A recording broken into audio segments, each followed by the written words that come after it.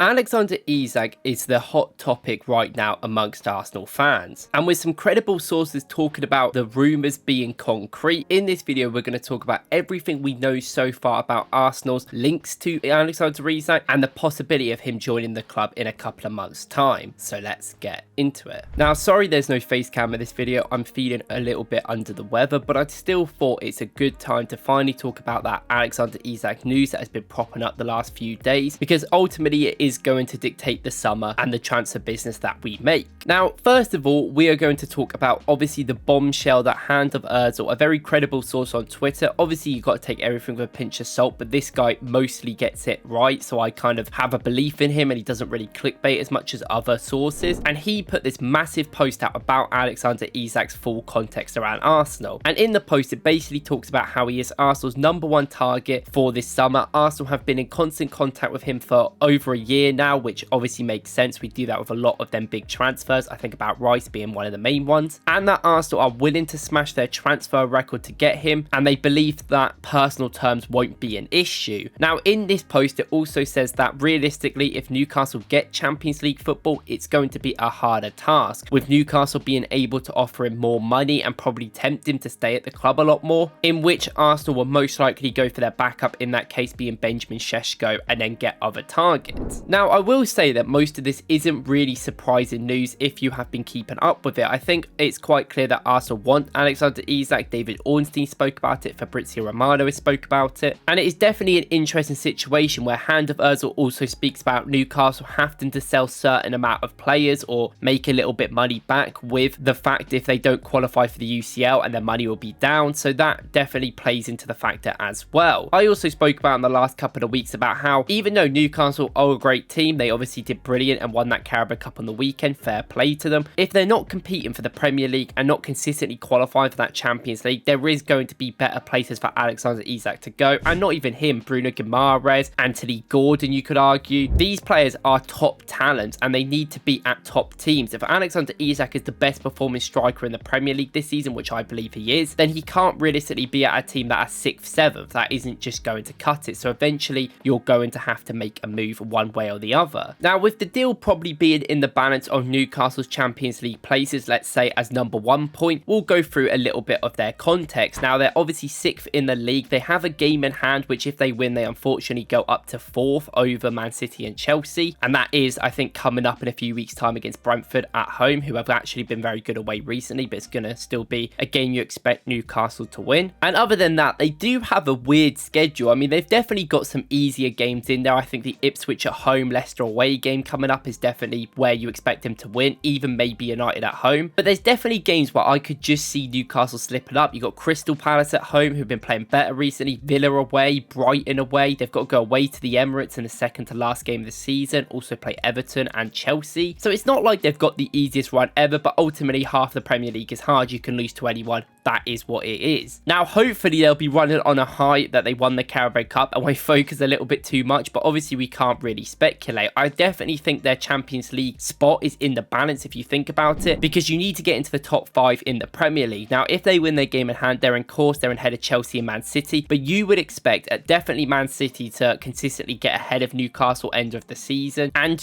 I would expect, at least if Jackson and Palmer are fit, for Chelsea to be a little bit more better. Now, I have problems with Chelsea, I have a lot of problems with their team, I think, and how they play, but they have enough talent surely to compete with Newcastle at least. And if them two stay ahead of them, and Forest, who do have a good points tally over Newcastle, but they're the team I'm looking at, that are they going to stay in that Champions League spot? You could see them slipping up. I mean, how they're playing, I can't really see it, but given their experience, given the team that they have, you would expect them still to slip down a little bit, so that is definitely a point to prove. Another point, which is arguably bigger than this, that even if they do qualify for that Champions League spaces, is how much money are Arsenal willing to basically spend and allocate to Alexander Isak, and how much money is the breaking point basically for the deal to happen. Now, it's been touted around 130 mil, 140 mil they would want, which I think makes sense, I argue. I think anything over 140 mil from Newcastle perspective is a little bit too much, given I think he has 3 years left on his deal. And let's not forget, Arsenal still need to sign a lot of other players. This is why I've been sort of in the camp of let's not really focus on Isak too much and get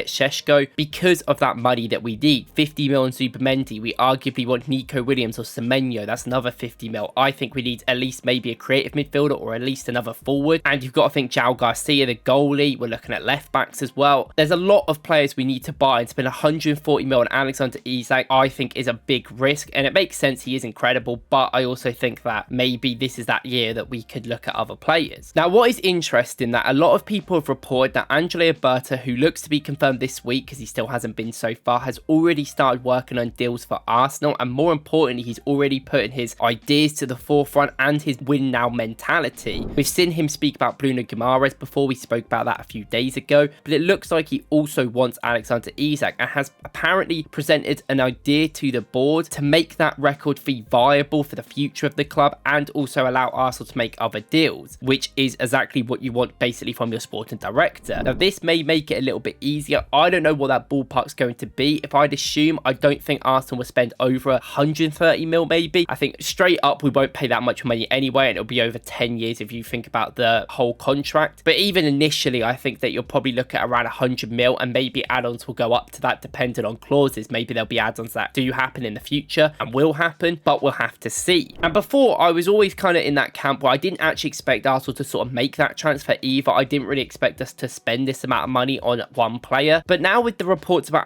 Berta coming in, he has kind of made me change my perspective. I've heard about him and the work he's already doing. We're trying to get people in. He's trying to sign players on contracts as well, which is really good to see. And I do really think we needed that mentality, that kick up the arse, and that sort of ability to present great ideas to the board of where we can improve the squad and get players that really do make this team the world's best. And even HandofOzil has replied to people saying that Berta has provided other targets too, so it's not necessarily just down to Isak, which is something I have been asking for a while, that Arsenal shouldn't be so focused on one player, always have backups and always have good players in mind in case deals fall through. And it does look like these things are finally starting to happen under the new leadership, which is great to see. Now, I'm still not sure how I feel personally. I would love Alexander Isak at the club, but I do think if he was to get an injury or something next season, would Arsenal still be in that same situation? Which I know it's not something you can really think about. It's things you can't really rely on, so you can't really make a decision in that factor. And I do think personally he is worth 140 mil, 130 mil. I do think he is worth that, but I don't know if he's worth that to us spending it. I just think we need at least 3 forwards. I want a few midfielders, a defender, a goalie. And I've said this multiple times that a striker would definitely help Arsenal. It would push the defence back. It will allow space in that midfield area, so maybe we can have a little bit more creativity. But I don't think that is our biggest issue. I think there is other issues around the squad. I think if we have better wingers, we have a better creative midfielder arguably, then the team would function a lot better. And it isn't just down to the striker, I think, finishing chances, because there's games that they don't get many chances, especially when we play against them physical mid blocks, which obviously Isak would help. I'm not saying he wouldn't, but I don't think it'd be night and day for Arsenal being amazing. But then again, he would score nearly every chance he has. So the question I think really comes is, where do Arsenal get the money to spend on him? Now, we do have money in the bank. There's been reported we're going to spend around 300 mil this summer, but like we have said before, sales are a big impact on that, and Arsenal are going to have to really sort of transfer that squad this year. Now, I found this tweet here by the False 9, and we spoke about it last week, but these are the players that I think are probably on the chopping block for Arsenal or will be considered sold. Now, personally, I think you can add people like Tomiyasu, but his injury record and Jesus probably puts them out of it, and I don't think every one of these players will be sold. I could see someone like Kivior stay in potentially. I know he wants minutes, but I've heard that he could stay in the future. I maybe expect Trossard to stay if he wants to, of course, if he actually signs a deal, which I don't know if it's going to happen. And if we can get good money for all of these players and the contracts leave, and with Jorginho and Partey getting more money, but I know obviously yet again we want Jorginho to stay, so that's another thing up in the air right now, then we will make significant money. There's also been talk by Connor here where he says that I wouldn't write off a major sell this summer, and he's heard it more than once, and it really hopes that it isn't, in this case he's talking about Gabriel. This is because rumours have been coming out that Al Nassr want Gabriel. They wanted him in the summer, of course, and we didn't allow him to have him, and apparently they're coming back in for him. Now, rumours are that Arsenal won't sell him for anything under 84 mil, and even Connor himself says that we're talking about 150 mil, which I do understand. We know Saudi have that money. I personally think Gabriel, I did a video the other day, he's one of the best centre-backs in the world right now. He's a top 3 centre-back in the Premier League in his prime, and maybe if Arsenal do end up getting Isak and have to pay a little bit more than they probably wanted to, in order to get all the transfers that we want in other positions, maybe we will have to make a big sell detail like this. Now, personally, I hope it's not Gabriel because I think his story at the club is so brilliant and I want it at least to be capped off with a trophy. And I still think there's been rumours that his contract talk has been going well, but has come in and that's been one of his priorities that he's trying to work on right now. And although a massive offer, 140, 150 mil offer, I definitely think they get to that point where you accept it for Gabriel, especially when Saliba has that potential. He's a lot younger. And obviously that means we'd have to replace him. I mean, you could arguably just put Calafiori there and then maybe get a left back, but obviously we have to see what we would do in that situation. But that would definitely fund these sort of moves to happen. And I definitely think big transfers will be considered if Arsenal get good deals. I think a lot of players that even we haven't spoken about, like Martinelli, I think if you get a good offer, let's say 60, 70 mil for him, I can't see Arsenal turning that down. I think Arsenal are past that era of just holding on to players too long and getting nothing for them. And I think that if you're not realistically in that first team squad, if you get a good amount of money for them, they should be allowed to leave. I don't think they should all be pushed out of the door. I think about people like Jakub Kiwior, I think about Mikel Merino. These players can stay at the club, I think, maybe, unless a big deal comes through. But if you get 30 mil for Kiwior, if you get 30 mil for Merino, then you should maybe let them leave. If not, they can stay. That can be what it is. But with these squad players, I think that is definitely something to consider. And there's obviously a massive point where Arsenal need to re-sign their best stars. Saliba's in contract talks. We spoke about Gabriel already, and it looks like Bukayo Saka is also working on a deal right now. Now, Saka's one of them players that unless we're a mid-table squad, I don't really expect to leave Arsenal. He's hell-end, Arsenal through and through, and he loves the club. I mean, they all love the club because it's a brilliant place right now. But unless we become really bad, like Man United level bad, and even then, I wouldn't know if Saka would want to leave. I just find it very hard to see this guy leaving, so I expect him to sign a new deal, and I'm really excited about that as well. And obviously, Saka coming back in a few weeks' time, we will speak about that in the future. I don't want to do that much in this video, and that is obviously very exciting coming into them big Champions League games against Real Madrid. Now, overall, to wrap it up, I think it's going to be a very exciting summer for Arsenal overall, and I think we can all look forward to that, even if this year hasn't gone the best and hasn't really gone that well for us. And I would get like somewhat excited, especially if Newcastle don't get Champions League football, that Alexander Isak might join the club, but I wouldn't be too disappointed if he doesn't. I still think Benjamin Šeško, as much as he is a project player, is a brilliant backup option to have. And if we save 100 mil in that striker position, just think about the players that we could get in other roles. Maybe a Bruno Guimaraes could come. Maybe another creative midfielder comes in. Maybe, you know, you get them top wingers that we want. Maybe in one world we sign Nico Williams and Semenyo. Something like that could happen. And I think that at least with Angelo Berta coming in, Arsenal are ready this summer to spend money and finally show their impact and authority in this transfer market. And I think that is very important. Now, I know I can be critical at times. I'm not always happy, but I am mostly quite excited, I'd say, about Arsenal. I'm very much a lot more positive, I think, than other people are. So obviously, throw back to me in the future. Maybe I won't be so positive with the deals that have fell through. But right now, in the time of speaking, is all I can really comment on. And I think we should be excited about Isak potentially joining and the position that Arsenal are going in. But of course, this year was not good and we need to improve. Thank you guys for watching. Please like and subscribe for any more football content, and I'll see you in the next one.